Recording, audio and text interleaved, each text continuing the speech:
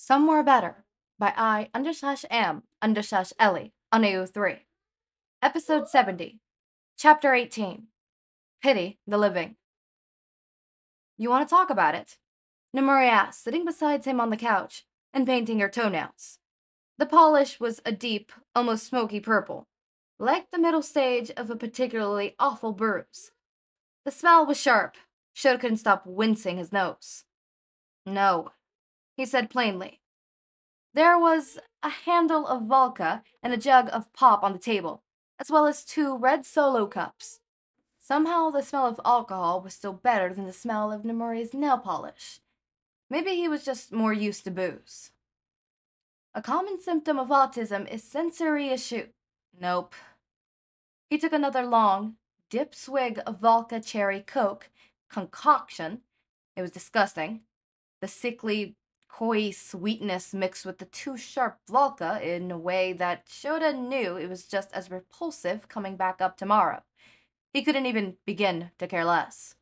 Izuku was staying at Hitoshi's apartment for the night, because he needed to be around his friends more, and we can't just keep him inside the house forever, honey. And Hizashi was doing a special for his radio show, hoping to draw in more regular viewers, and subsequently more money before the big wedding. Shouta had nothing to do. It was a weekend, and after last week's revelations, Hizashi had demanded he take at least a week off his regular night shifts. Turns out, it's really fucking hard to sleep so long with horrible sleep planners. Hence, Nemuri. Hence the movie playing on the television, some American flick with too many guns and not enough plot. Hence the vodka burning its way down his throat and settling itself into his stomach warmly. You should probably talk about it, Nemuri noted, sticking her tongue out the corner of her mouth as she painted her pinky toe. Apparently it was difficult. Shouta supposed he wouldn't rightfully know. Probably should. Will you, eventually? She asked. Probably not. Nemuri snorted, a drop of purple polish dripping onto the edge of her toe, dripping down onto the couch.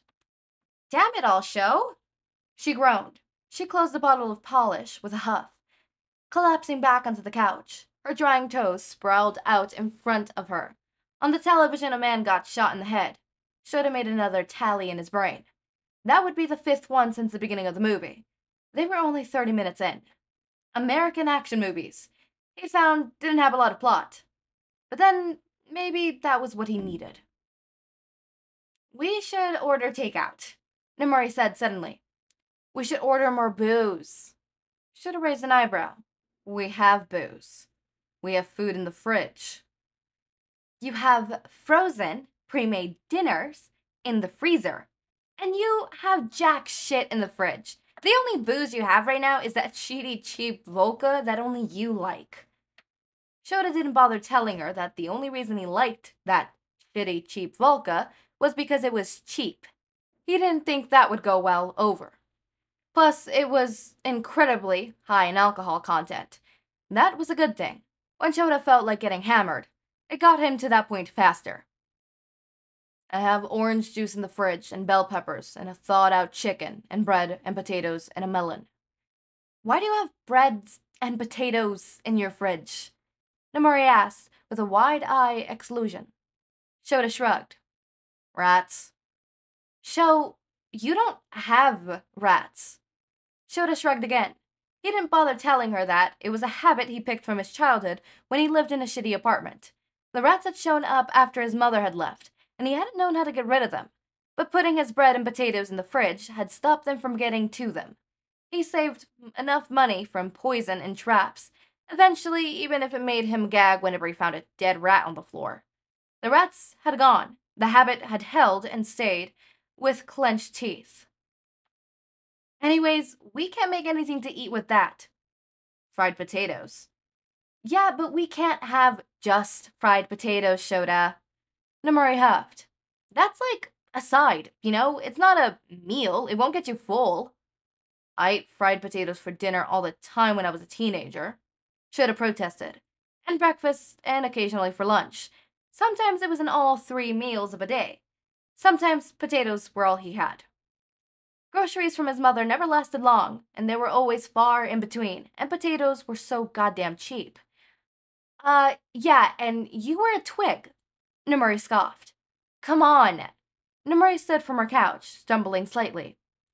We're gonna go see if we could find anything salvageable in your stupid fridge. Shouta stood up after her, stumbling slightly. He grabbed the handle of the vodka, taking a swig straight from the bottle, as he followed her into the kitchen space. It burned more than the Caucasian. His stomach was buzzing. Nemuri was standing in front of the fridge, letting all the cold air out. She hissed as she looked over the rather meatier options. You can't raise a kid on this, Shouta. It's the day before grocery day. Sure. Shouta nudged past her, and she backed away from the fridge. He took out a single bell pepper, half a load of bread, and several too small potatoes. He tossed them to Nemuri. Wash and cut those. Into cubes. Not too tiny, please. Or really tiny. I guess it doesn't really matter much.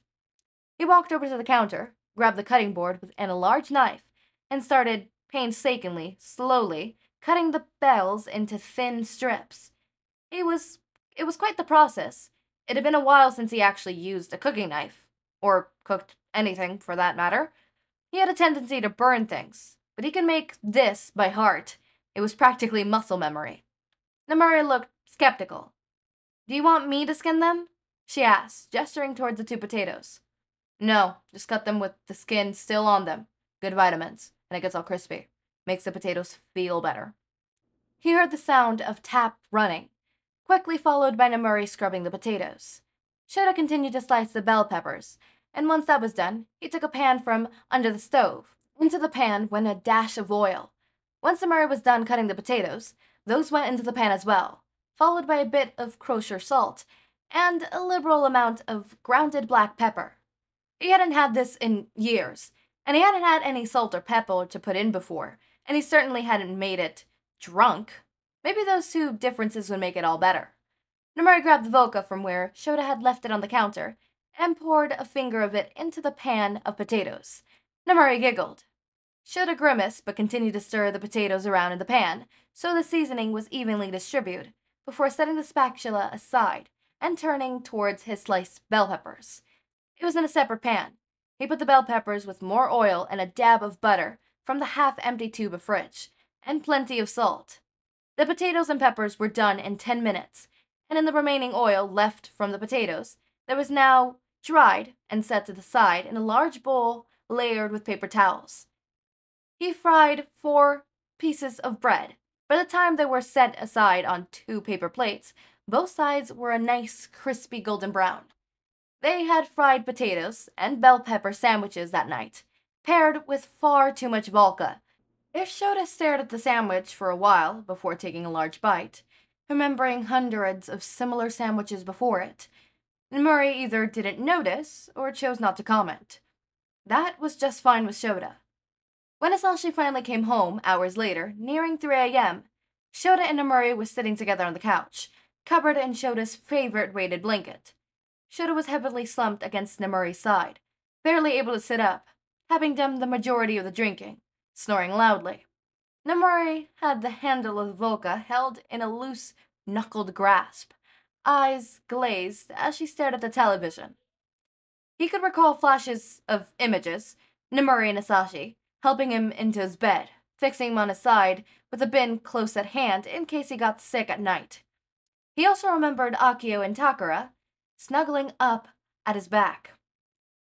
Stay on the couch, Nemuri. You're wasted. He remembered someone gently nudging the cats to the side, and then a dip in the mattress, skinny arms wrapping up from behind him, one hand drawing circles on his hips, a kiss on the back of his neck, and then a whispered, "Good night, Sho." Then he remembered nothing at all. He'd been right. The vodka definitely tasted worse going out than going in. I actually don't have much to say, other than my distaste for alcohol. I think the only time that I desperately actually want to drink alcohol are stressful times. And even then, it's not like a want to drink alcohol, it's the want to just not think. So for the most part, instead of drinking alcohol, I sit and read AO3.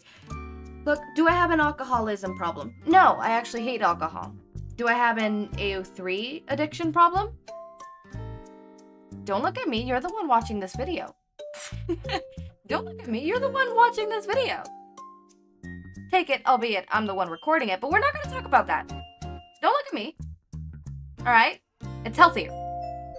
As always, my raindrops, make sure to eat, sleep, drink water, take your meds. Have a wonderful day or night. Link to my Discord server and socials are down in the description. Subscribe to see more of my content, and thank you so much for watching.